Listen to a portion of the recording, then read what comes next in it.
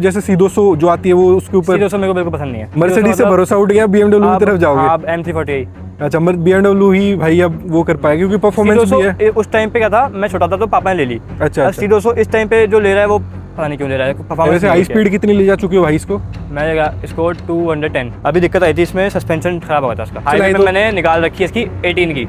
Hello भाई, welcome back to my another video. आज हमारे सामने भाई फिर से आप देख सकते हो एक रेड कलर की ब्यूटी खड़ी होने वाली है। तो भाई ये जैसे आपको लोगो देख के समझ गए होंगे कौन सी गाड़ी होने वाली है। भाई मर्सिडीज की तरफ से गाड़ी आती है। वैसे तो ये भाई डिसकंटिन्यू हो गई है, अगर मैं आपको पीछे से दिखाऊं तो भाई CLA जो आती है मर्सिडीज की तरफ से वो होने वाली है। अगर पीछे से देखो ऐसी कुछ लुक आती होगी, आप देख के समझ गए होंगे। डीजल में वैसे होगी, CLA 200D आती है भाई। तो भाई आज इस गाड़ी के हमारे सामने ना ओनर भी हैं, तो एक बार ओनर को बुला लेते हैं। तो कैसे हो भाई आप? बढ़िया, आप बताओ। बढ़िया भाई, सबसे पहले आपका एक छोटा सा इंट्रोडक्शन हो जाए। मेरा नाम नमन है, मैं द्वारका सेक्टर 23 में रहता हूँ और अभी मैं कॉलेज स्टूडेंट हूँ। अच्छा, तो भाई जैसे CLA 200D है, ये वाली डीजल में अपनी आती है, अभी तो डिसकंटिन्यू कर दी है। शायद 2022 तक ये वाला मॉडल आता था, 22 से 23 तक, और अब इसको डिसकंटिन्यू करके भाई उन्होंने एक दूसरा C200 जो वो वाली बेचते हैं भाई इसी सेगमेंट के अंदर। 2018 में आपने ली थी, आपको ऑलमोस्ट 8 ईयर्स हो गए इसको यूज़ करते हुए। 7 ईयर हो चुके हैं भाई आपको यूज़ करते हुए।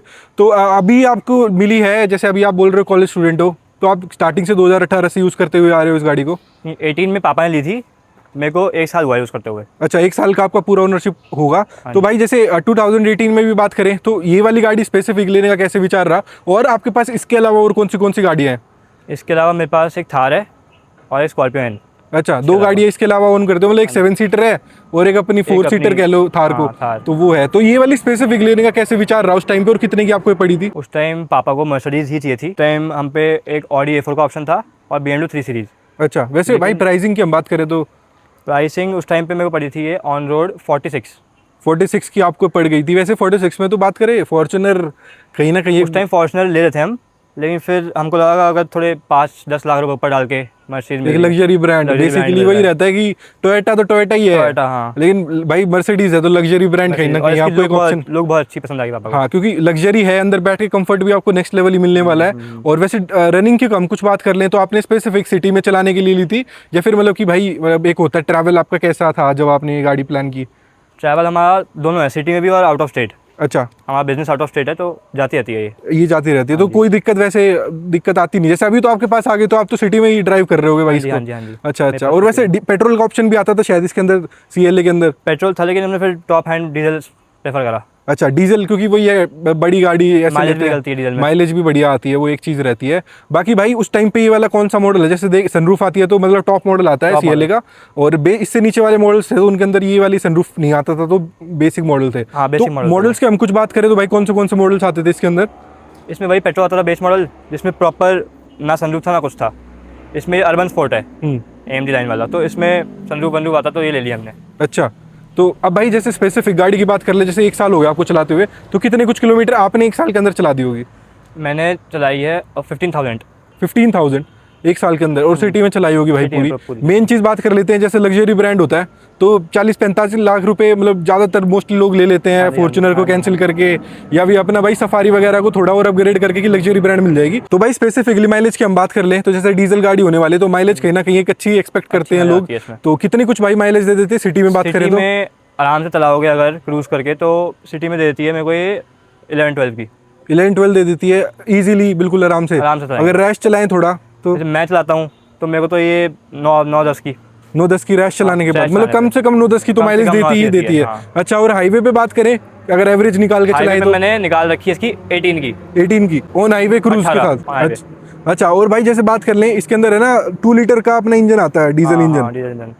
कहीं ना कहीं आज की डेट में बहुत ज्यादा ऐसे कम पावरफुल लगेगा आज के डेट में आपको। फॉर्च्यूनर वगैरह में 500 Nm टॉर्क इसके अंदर, फिर भी तो भाई आपको फिर भी इस गाड़ी के अंदर 300 Nm टॉर्क मिलता है। फॉर्च्यूनर कहीं अभी 500 Nm टॉर्क तक फेंक के दे रही है, और मर्सिडीज लग्जरी ब्रांड है, तो भाई कहीं ना कहीं पावर की कमी आपको लगती होगी इस चीज़ पे? पावर की कमी लगती है, लेकिन अब मैं इसलिए अपग्रेड कर रहा हूँ गाड़ी अपनी। एक पावरफुल गाड़ी ले रहा हूँ। अच्छा, एक अंडर 1 करोड़ में सबसे बेस्ट स्पोर्ट्स कार है वो। अच्छा, हाँ, तो वो 1 महीने में आ जाएगी।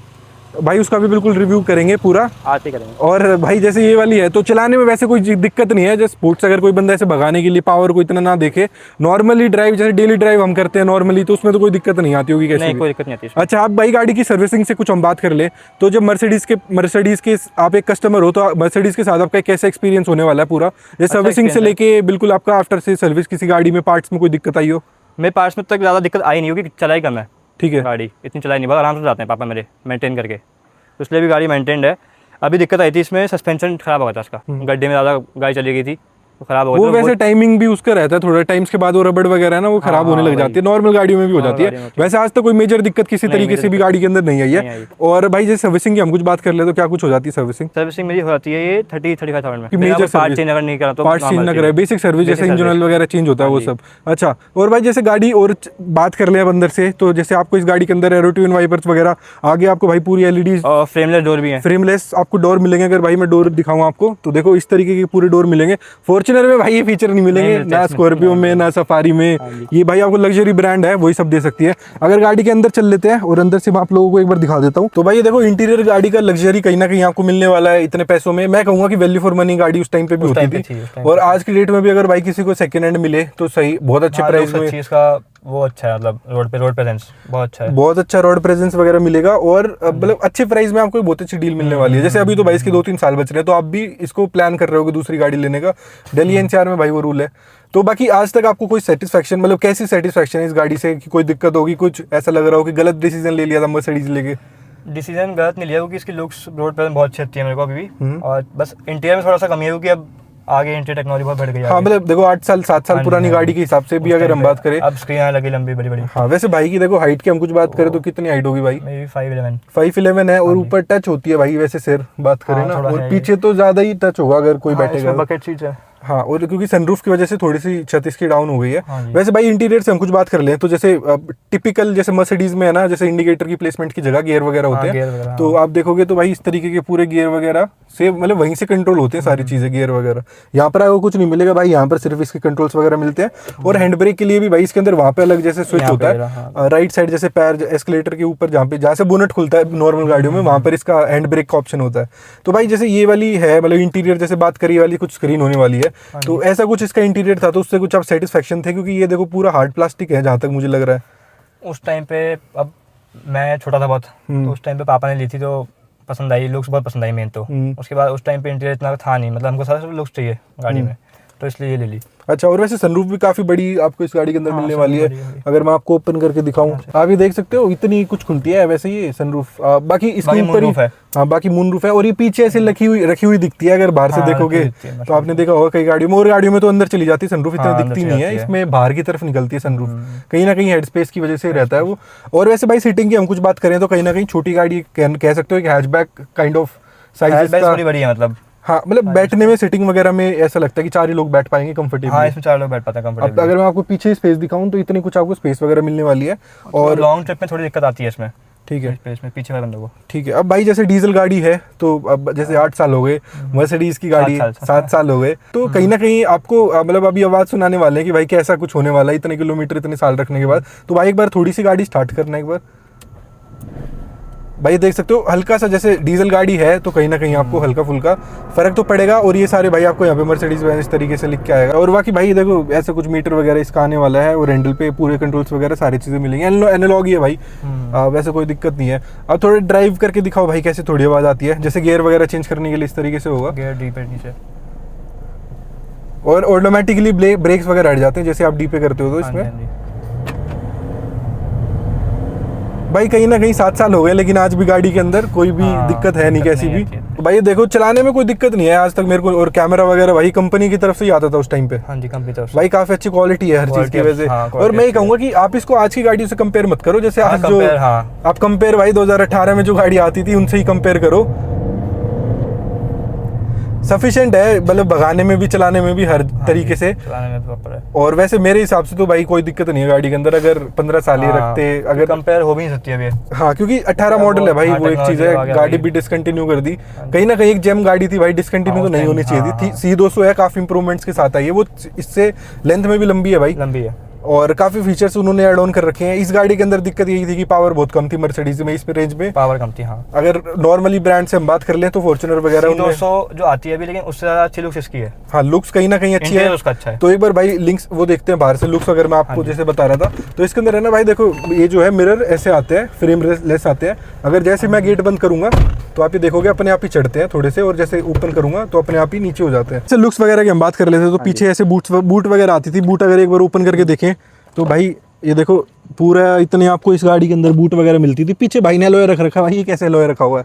ये उस टाइम खराब हो गया था तो इसमें एक स्टेफनी टाइप का रख रखा है। अच्छा, स्टेप। वैसे इसके अंदर डोनेट टायर आता होगा भाई उस टाइम हाँ पे, जी। और इलेक्ट्रॉनिक नहीं है, मैनुअली है इसके अंदर। ये पूरी जो चीज़ है आप ये देख सकते हो, इस तरीके से ही मैनुअली बंद होती है। टायर वगैरह की हम कुछ बात कर लें इसके अंदर, तो कंपनी से स्टॉक टायर्स आते थे इस तरीके के, कुछ आपको ये दिखेंगे कि 17 इंचेस के ये वाले आएंगे, और चारों डिस्क आती थी इसके अंदर वैसे। हाँ जी। तो ब्रेकिंग वगैरह में कोई दिक्कत आज तक वैसे आई नहीं है। स्टेबिलिटी भी सही है। वैसे हाई स्पीड कितनी ले जा चुके हो भाई इसको? मैं इसको 210 210 तक उसके बाद भी गई थी, मतलब जा सकती थी। थोड़ा कॉन्फिडेंस नहीं आया था गाड़ी के अंदर, कॉन्फिडेंस नहीं आया था। एक वो चीज़ रहती है। ये देखो भाई इसकी लेंथ भी कहीं ना कहीं एक मतलब वरना से अगर कंपेयर करें तो उसकी जितनी ही होगी, वरना जितनी। और वैसे अंदर बैठ के फील इतना नहीं होता कि इतनी स्पेस टाइप की शेप है इसकी थोड़ी। हाँ, थोड़ा अगर आपको देखो पीछे से दिखेगा ना तो थोड़ा इस तरीके की लुक है। लुक बाहर से कहीं ना कहीं बहुत बढ़िया आती है इस गाड़ी के अंदर, लुक्स के नाम पे ही। अगर आज भी रिएक्शन आते हैं इस पे। अगर भाई ये CLA 200D हटा दोगे तो कोई आपको बता नहीं पाएगा कि कौन सी गाड़ी है। ऐसे लगेगा 2025 की गाड़ी है, अगर थोड़ा रैप वगैरह करवा के। तो ये कुछ एक्सपीरियंस था भाई CLA 200 का। अगर आपको भी सेकंड हैंड या फिर ऐसे मिल रही है गाड़ी तो आप कंसिडर कर सकते हो। तो भाई आज अगर आपके पास ऑप्शन होता है CLA 200D लेने का तो क्या आप लेते? नई गाड़ी अगर आती मर्सिडीज की तरफ से? तो मैं अब तो जैसे मेरे को थोड़ी चाहिए परफॉर्मेंस की गाड़ी। अच्छा, तो मैं नहीं लेता, ये वाले नहीं लेते। अगर वही जैसे C200 जो आती है वो उसके ऊपर C200 मेरे को बिल्कुल पसंद नहीं है। अच्छा, मर्सिडीज से भरोसा उठ गया, BMW की तरफ जाओगे? अब M340।